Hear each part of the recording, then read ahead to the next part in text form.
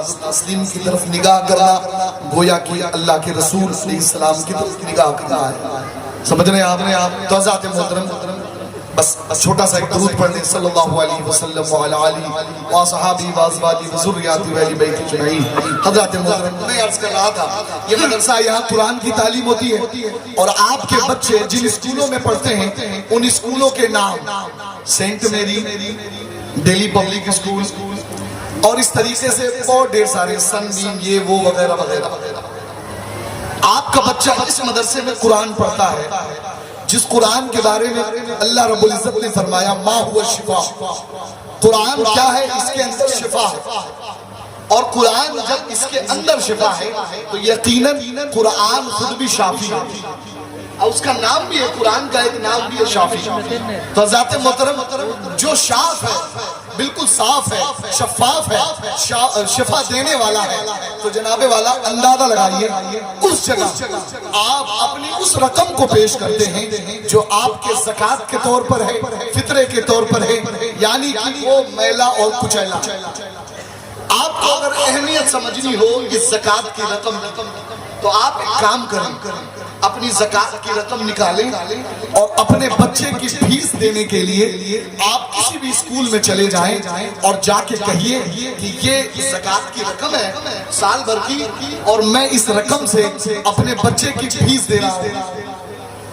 غیر مسلم بھی ہوگا نا جناب والا آپ کے زکوٰۃ کی رقم کو اپنے اسکول کی فیس کے لیے کبھی بھی قبول نہیں کرے گا، کہے گا یہ تو گندا مال ہے، کچیلا مال ہے، تم اسے لے کے آئے ہو. جناب والا اندازہ لگائیے، ایک ذہن کے دریچے کو کھول رہا ہوں، علماء کا احسان مند بنیے، اپنے نبی کی شریعت کو آپ اندازہ لگائیں کہ اللہ تبارک و تعالیٰ نے اس دین میں کتنی لچک پیدا فرما دی ہے اور فقط اس لیے تاکہ دین کا کام چل سکے.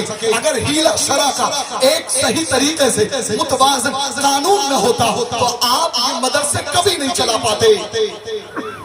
ایک مولوی آپ کے دروازے پہ کھڑا ہوتا ہے اس طریقے سے جیسے ذلت کا سارا لبادہ اسی نے ہو.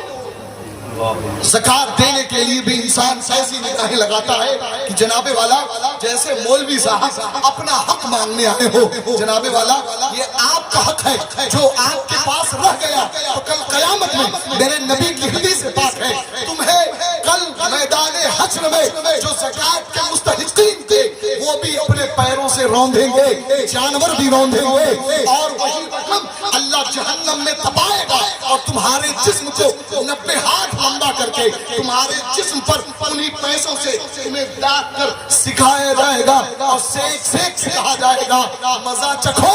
یہی وہ مال ہے نا جسے تم اللہ کی راہ میں خرچ نہیں کرتے تھے. آپ اس مدرسے میں اپنی وہ رقم دیتے ہیں اور وہ آپ خرچ کرتے ہیں اچھے مال اپنے ان بچوں کے اوپر جناب والا جو آپ کے لیے کل کھڑا ہو کے نماز جنازہ بھی آپ کی پڑھا. میں کسی پہ تہمت نہیں لگا رہا، نہ میں کسی کو معاذ اللہ بلیم کر رہا ہوں. ایک ذہن کے دریچے کو کھولتا ہے. جناب والا میرے نبی علیہ الصلوۃ والتسلیم نے کتنی محبت کی ہے ان اداروں سے. آپ انہیں سمجھیں قرآن آپ کے لیے کیا ہے، آپ قرآن کی عظمتوں کو سمجھیں. اللہ کے رسول علیہ الصلوۃ والتسلیم نے اپنے گھر کے دروازے پر ایک مدرسہ کھولا. ایک گفتگو سن لیں شاید ذہن کے دریچے کھل جائیں. اس مدرسے کا نام رکھا لوگوں نے کہا صفہ کا چبوترا تھا تو اصحاب صفہ، جو بیٹھنے والے تھے وہ اصحاب صفہ ہو. مدرسوں کی عظمت سمجھیے. آج عالم یہ ہے میں دیکھتا ہوں یہ تو الحمدللہ یہ ادارہ جامعہ غوثیہ احسن العلوم یہ تو ماشاءاللہ بہت حد تک اچھا ہے. اندازہ لگائیے آج ہماری قوم کی حالت یہ ہے کہ آپ اگر مدرسے میں چلے جائیں اور خدا نہ خواستہ آپ کو کبھی استنجا کی حاجت ہو جائے اور آپ مدرسے کے لیٹرنگ باتھ روم میں چلے جائیں تو آپ کو الٹی آ جائے گی، آپ استنجا نہیں کر پاؤ گے.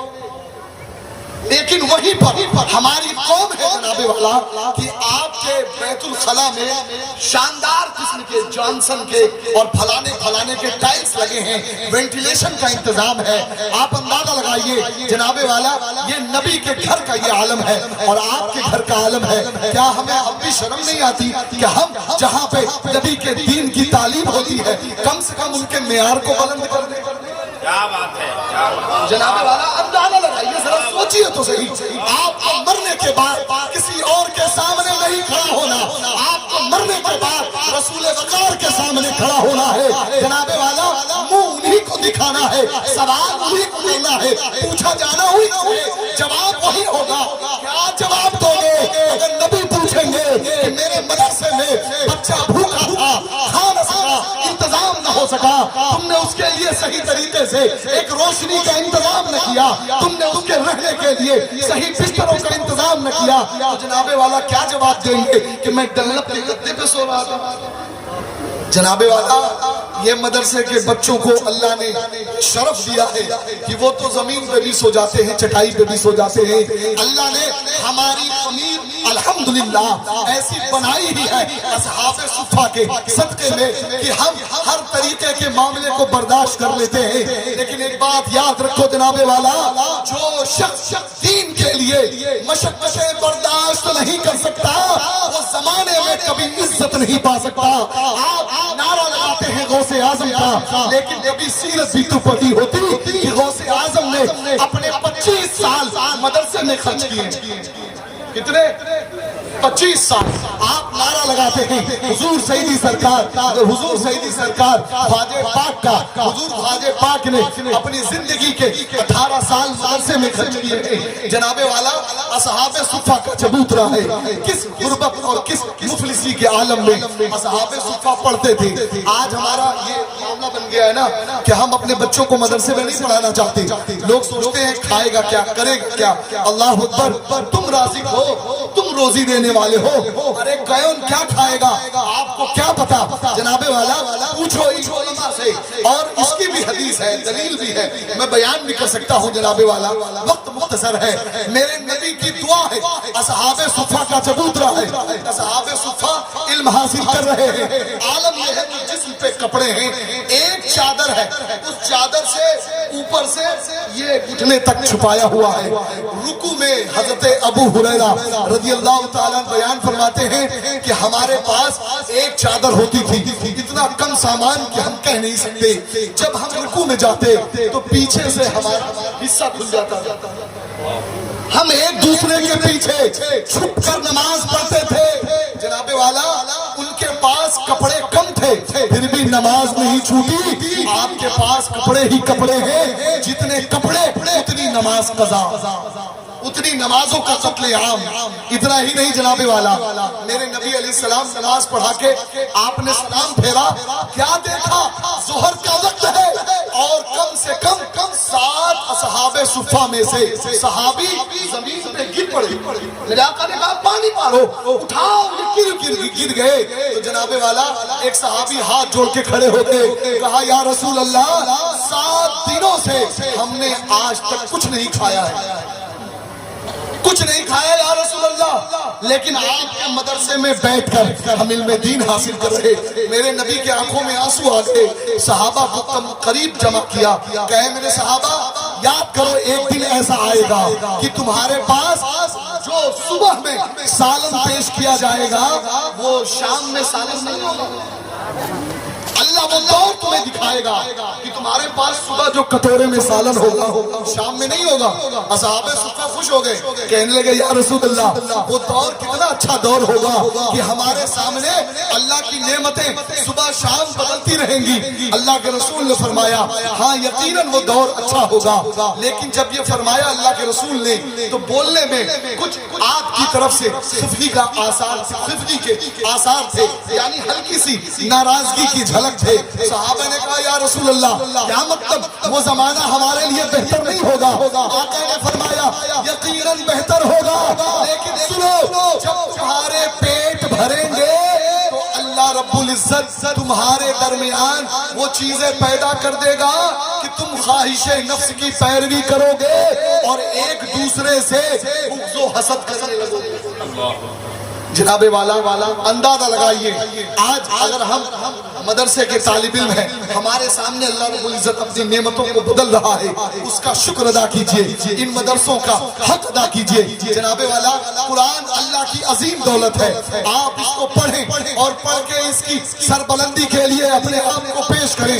آپ کہتے ہیں نبی سے محبت کرتے ہیں، لیکن جناب والا محبت خالی نعروں تک، محبت ہم جنت میں جائیں گے، آقا کا دیدار کریں گے، ہم نے نبی کا دامن تھاما ہے، لیکن آپ نے نبی کا طریقہ نہیں تھاما، آپ نے اس طریقے سے نماز نہیں پڑھی۔ جانتے ہیں حضرت عثمان، بس آخری بات کر رہا ہوں، حضرت عثمان غنی رضی اللہ تعالیٰ ایک دن اپنے حجرے سے باہر تشریف لائے، اپنے خادم سے کہا ذرا مجھے پانی لا کے دو، خادم نے پانی پیش کیا، حضرت عثمان غنی رضی اللہ تعالیٰ پانی لینے کے بعد مسکرانے لگے، تو حضرت محترم خادم کی طرف دیکھا، خادم نے کچھ پوچھا ہی نہیں، تو حضرت عثمان غنی کی محبت دیکھو، اپنے نبی سے کیسے محبت کی جاتی ہے۔ حضرت عثمان غنی نے کہا تم نے مجھ سے پوچھا نہیں کہ میں نے اس رات کے اندھیرے میں جب اتنی سخت سردی پڑ رہی ہے تو تم سے پانی کیوں مانگا؟ تو غلام نے کہا حضور کیوں مانگا؟ کہا معاملہ یہ ہے ایک دن ایسی ہی ٹھنڈ بھری رات تھی، رات کی تنہائی تھی، میں اپنے نبی کے ساتھ تھا، میرے نبی علیہ السلام نے مجھ سے کہا اے عثمان ذرا پانی لاؤ مجھے وضو کرنا ہے۔ آج مجھے اپنے نبی کی یاد آئی تو سوچا اپنے نبی کی سنت ادا کرنا۔ یہ نبی کی محبت ہے جناب والا۔ پھر نبی کی سنت کیا ہوتی ہے؟ اے میرے نوجوانوں اللہ تمہیں عقل دے دے۔ جانتے ہیں پھر غلام کی طرف دیکھا، مسکرائے، غلام نے کچھ پوچھا ہی نہیں، کہا تمہیں پوچھا نہیں کہ میں مسکرایا کیوں؟ ادائے مصطفیٰ پہ کیسے چہکا جاتا ہے جناب والا، سیکھئے۔ تو غلام نے کہا حضور کیوں مسکرائے؟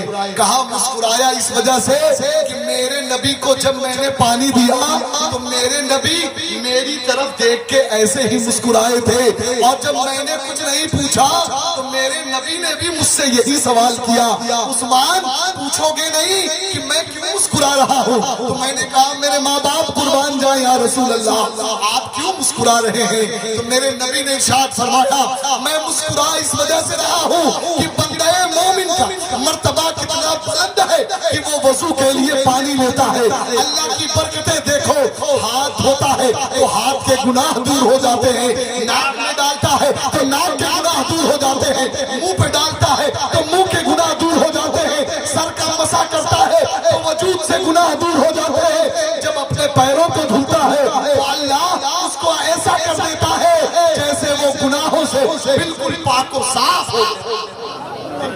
یہ صرف وضو کی برکت ہے جناب والا۔ اس وضو کو بنانے کے بعد اگر انسان قرآن پڑھے تو اس کی محبتوں کا عالم کیا ہوگا۔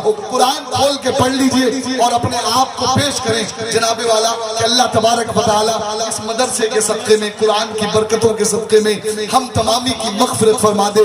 اور چلتے چلتے ایک بات میں آپ سے ضرور کہہ دوں جناب والا، مرنا سب کو ہے اور مرنے کی تیاری کریں، دنیا کے چکر میں نہ پڑے کہ دنیا کیا کہے گی، کون کیا کہے گا، کیونکہ جناب والا یہ کہہ کے چپ ہو جائیں گے، لیکن جس کی بارگاہ میں ہمیشہ کہنا سننا باقی رہے گا وہ ذات اللہ کے رسول علیہ الصلوۃ والتسلیم کی ہے، وہ رب و ذات ہے جہاں پہ کبھی بھی آپ کے لیے کہنا سننا بند نہیں ہوگا۔ اس وجہ سے آپ ہمیشہ اس کی تیاری کریں۔ اعلیٰ حضرت فرماتے ہیں آج لے ان کی پناہ، آج مدد مانگ ان سے، پھر نہ مانگیں گے اگر قیامت میں